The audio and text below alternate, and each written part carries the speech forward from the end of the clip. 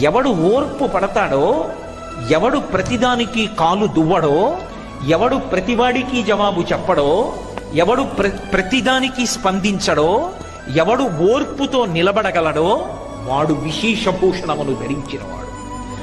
పైకి వేసుకున్న ఆభరణాలు కావమ్మా డాబు, పైకి కట్టుకున్న బట్ట కాదమ్మా డాబు. అసలైన ఆభరణం ఉండవలసిందేది అంటే ఓర్పు. ఆ ఓర్పు ఎవరు పట్టాడో వాడు ధన్యాత్ముడు, వాడు పురుషశ్రీ.